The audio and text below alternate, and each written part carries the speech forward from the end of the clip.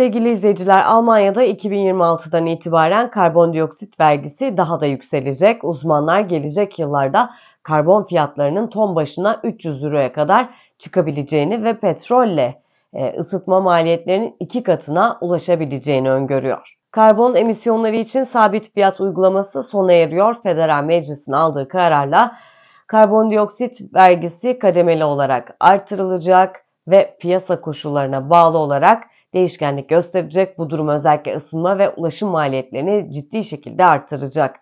Karbon fiyatları yükselişe geçti. Vatandaşları zor günler bekliyor aslında. Ocak ayının sonunda Federal Meclis Avrupa Birliği'nin karbon emisyonları ile ilgili düzenlemelerini Alman hukukuna entegre etti.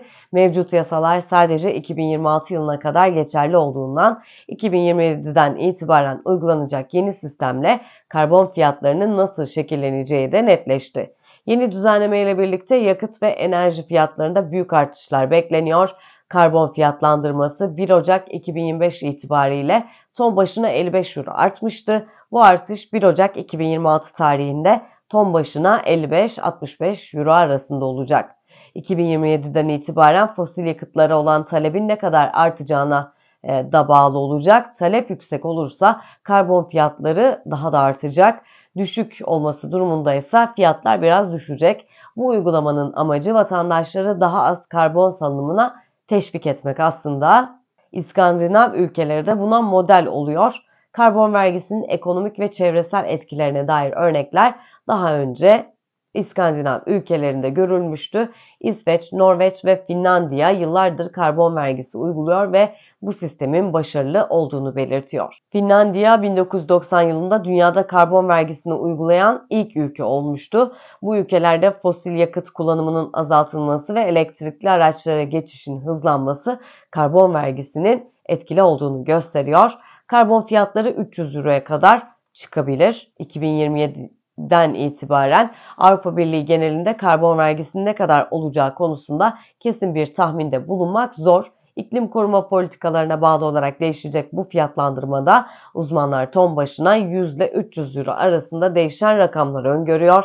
Eğer fiyatlandırma bu seviyelere çıkarsa birçok vatandaş büyük bir ekonomik yükün altına girmiş olacak. Şu anda Avrupa Birliği karbon piyasasında fiyatlar ton başına 80 euro civarında seyrediyor. 2024 Şubat ayında fiyat 55 euro iken 2023 yılında bazı dönemlerde 100 euroya aşmıştı. Bu da karbon fiyatlarının nasıl dalgalanabileceğini gösteriyor. Isınma ve yakıt maliyetlerinde şok bir artış. Özellikle petrolle ısınma sağlayan haneler için maliyetler 2 katına çıkacak. ADAK Trafik Müdürü 2027 itibariyle karbon vergisinin en az 2 katına çıkmasını bekliyoruz.